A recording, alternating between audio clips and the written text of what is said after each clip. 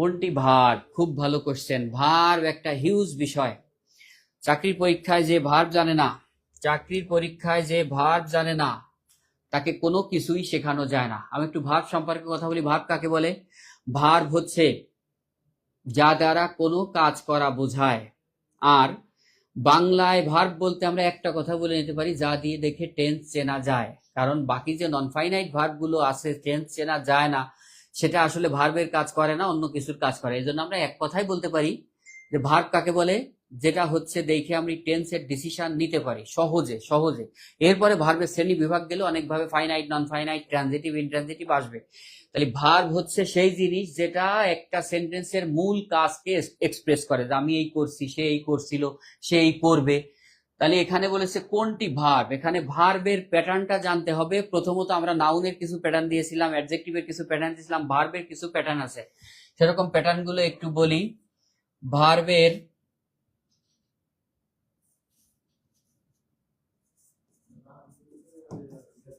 EN দিয়ে শুরু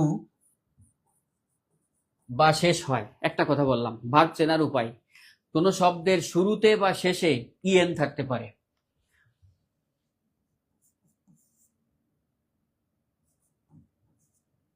IAC আইজেডি থাকতে পারে, আইএসি আইজেডি থাকতে পারে ভার্বের। আবার একটু লিখে দিই, শেষে এটিই থাকতে পারে, এটাও শেষে, আর ওটা ইএন শুরুতেও থাকতে পারে, শেষেও থাকতে পারে। এখন আমাদের ওরকম কোনো গঠনে আসলে এখানে নাই। এখানে যেভাবে আছে অর্থ বুঝতে হবে একটু। ক্লথ মানে পোশাক, ব্লাড মানে রক্ত, ফুড মানে খাবার, ফিড মানে খাওয়ানো। আসলে এই ফিড নিয়ে যদি আলোচনা করি এখানে আরো আধা ঘন্টা চলে যাবে। এই ফিডটা হচ্ছে এমন ভার্ব যে ভার্বের কাজ সাবজেক্ট নিজে না করে অন্যকে দিয়ে করায়। কারোর যদি জানা থাকে যে এই ফিড কেমন ধরনের ভার্ব, যদি কোনো ইন্টেলিজেন্ট স্টুডেন্ট এখানে থেকে থাকে একটু কমেন্ট করবেন এই ফিড কি ভার্ব, তার জন্য স্পেশাল কোশ্চেন। আর এখানে আমরা এখন অর্থ সহকারে ক্লথ পোশাক, ব্লাড রক্ত, ফুড খাবার, ফিড মানে খাওয়ানো, এটা দ্বারা কাজ বোঝাচ্ছে। এবং এটা দিয়ে টেন্সও চেনা যাবে, যেমন I feed the baby with milk, আমি শিশুটিকে খাওয়াই, দুধ দিয়ে খাওয়াই বা দুধ খাওয়াই, শিশুকে দুধ খাওয়াই। এটা হলো ভার্ব। এখানে আসলে এই গঠনের মধ্যে পড়ে নাই, তারপরও আমরা একটু ভার্ব চেনার উপায় বলে দিলাম।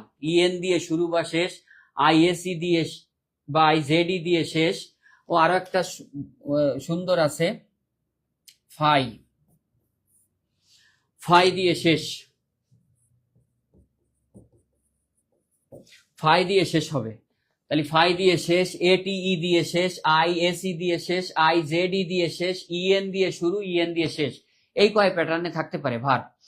আর ভার্ব কাকে বলে বলেছি আমি সহজভাবে বললাম, যেটা দেখে আপনি কোনো সেন্টেন্স দেখে বুঝতে পারবেন এই টেন্স তো প্রেজেন্টে, বা টেন্স তো পাস্টে, বা টেন্সটা ফিউচারে, ওইটাই হচ্ছে আসলে মূল ভার্ব। আর ভার্বকে যদি আমি খুঁজে বার করতে পারি, বাকিটা আমার জন্য ইজি হয়ে যায় সেন্টেন্সের। আমরা একটু আবারও সেই ক্লাসের সাথে লিঙ্ক করি। একটু আগে যেটা দেখাইছিলাম যে ভার্বের সাথে পুরো সেন্টেন্সের সম্পর্কটা কেমন। একটু আগে কয়েকজন লিখে দিয়েছিল যে সেন্টেন্সের স্ট্রাকচার কেমন। সেন্টেন্সের স্বাভাবিক স্ট্রাকচার, অনেক স্ট্রাকচারে সেন্টেন্স হয়। স্বাভাবিক structure subject plus verb plus object অথবা কমপ্লিমেন্ট অথবা অ্যাডভার্বিয়াল। সুতরাং আমি যদি ভার্ব খুঁজে বার করতে পারি তাহলে এদিকে আমার সাবজেক্ট খুঁজতে সুবিধা হবে। সাবজেক্ট হবে হয় নাউন অথবা প্রোনাউন। আবার যদি ভার্ব খুঁজে পাই, এর পরের জিনিস যদি অবজেক্ট সে হয়, অবজেক্ট চেনা বলেছিলাম, সে হয় নাউন হবে অথবা প্রোনাউন হবে। কমপ্লিমেন্ট হলে সে হয় নাউন হবে অথবা অ্যাডজেক্টিভ হবে। আর অ্যাডভার্বিয়াল হতে পারবে একমাত্র অ্যাডভার্ব। আমরা একটু আগে মোটামুটি নাউন প্রোনাউন নিয়ে কথা বলে সাবজেক্টটা বোঝানোর চেষ্টা করেছি, সেন্টেন্সের কাজ যে করে। অবজেক্টটা বোঝানোর চেষ্টা করেছিলাম এই কমপ্লিমেন্টের সাথে তুলনা দিয়ে, যে আলাদা হবে ও একই জিনিস হবে। বাকি আছে অ্যাডভার্ব ভার্বের সাথে। এই অ্যাডভার্ব মূলত মূলত সাধারণত ভার্বের পরে বসে, সাধারণত ভার্বের পরে বসে অথবা অ্যাডজেক্টিভের আগে। অ্যাডভার্বটা সম্পর্কে আমাদের কথা বলা হয় নাই, যেহেতু এখানে ভার্বটা খুঁজে পাইলে আমি বলেছি অন্য কিছু বলতে আমাদের সুবিধা হবে। আমি একটু অ্যাডভার্ব সম্পর্কে কথা বলছি। Adverb,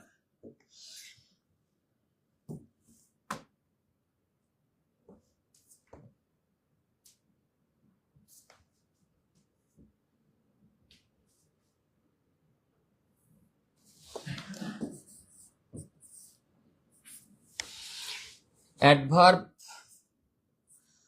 plus adjective, verb plus adverb. অ্যাডভার্বের দুটো জায়গা মনে রাখবেন, তাহলে ইজি হয়ে যাবে। আমি বলেছি অ্যাডভার্বটা বসবে অ্যাডজেক্টিভের আগে অথবা ভার্বের পরে, অ্যাডজেক্টিভের আগে অথবা ভার্বের পরে। আর অ্যাডভার্ব চেনার একটা উপায় হচ্ছে, আমি একটু বলে দিই, এটা মুছতে হচ্ছে।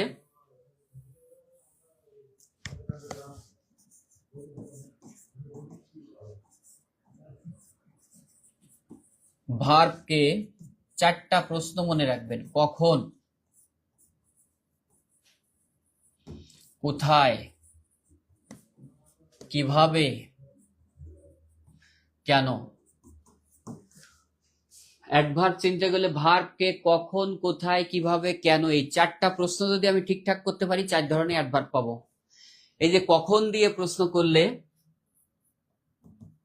টাইম পাওয়া যায়, ওটা অ্যাডভার্ব অফ টাইম। কোথায় দিয়ে প্রশ্ন করলে প্লেস পাওয়া যায়, অ্যাডভার্ব অফ প্লেস। কিভাবে দিয়ে প্রশ্ন করলে উপায় পাওয়া যায়, কাজের উপায়, যেটাকে আমরা বলতে পারি অ্যাডভার্ব অফ ম্যানার। কেন দিয়ে প্রশ্ন করলে কারণ পাওয়া যায়, এজন্য এটাকে বলা হয় অ্যাডভার্ব অফ রিজন।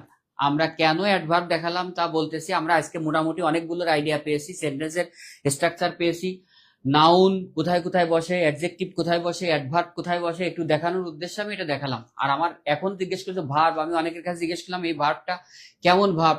কেউ কমেন্ট করেছে কিনা, একজন বলেছে পজিটিভ ভার্ব প্রযোজক ক্রিয়া, মিতা সরকার। ও একদম সঠিক অ্যান্সার দিয়েছে, একদম সঠিক অ্যান্সার দিয়েছে।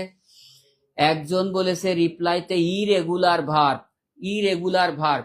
একজন বলেছে পজিটিভ ভার্ব, মিতা সরকার। তার একজন রিপ্লাই দিয়েছে MD Masudur Rahman, irregular verb. আসলে দুজনের ঝগড়া হচ্ছে হয়তো অনলাইনে, খুব মজার বিষয় যে দুজন এই ভার্বটাকে, একজন বলেছে পজিটিভ ভার্ব, একজন বলেছে ইরেগুলার ভার্ব। তাহলে যাই হোক, আমি একটা স্পেস পাইলাম যে পজিটিভ ভার্ব কাকে বলে, ইরেগুলার ভার্ব কাকে বলে। এক কথায় বলে যাব, একটু খেয়াল করবেন। রেগুলার ভার্ব হচ্ছে যেটা কে আমরা সহজে V2 V3 করতে পারি, যেমন ইডি বা টি যোগ করে, ইডি বা টি যোগ করে যেগুলোকে আমরা V2 V3 করতে পারি, সেটা রেগুলার ভার্ব। যাকে অন্য ভাষায় বলে উইক ভার্ব, যাকে সহজে পরিবর্তন করা যায় সেই রেগুলার ভার্ব বা উইক ভার্ব। আর যাকে পরিবর্তন করা একটু কঠিন, ভিতরকার ভাওয়েল পরিবর্তন করতে হয়, যেমন ইট, এট, ইটেন, গো, ওয়েন্ট, গান, 3টা ফর্ম 3 রকম। এগুলোকে পরিবর্তন করা কঠিন এবং মুখস্থ করা লাগে, তাহলে এটা উইক না, এটা তাহলে স্ট্রং ভার্ব। এটা হলো স্ট্রং ভার্ব, কারণ এটা পরিবর্তন করা একটু কঠিন। এবং ইরেগুলার ভার্ব, এই এই ফিড, ফিডকে V2 করতে গেলে ফেড, FED, একটা ই বাদ দিতে হচ্ছে, তার মানে ভাওয়েল পরিবর্তন করে। সুতরাং মাসুদুর রহমান আর মিতা সরকার যে বিষয় নিয়ে ঝগড়া করেছে, তাদের আসলে দুটোই সঠিক অ্যান্সার, দুটোই সঠিক অ্যান্সার। ফিডও সঠিক অ্যান্সার, পজিটিভ ভার্বও সঠিক অ্যান্সার।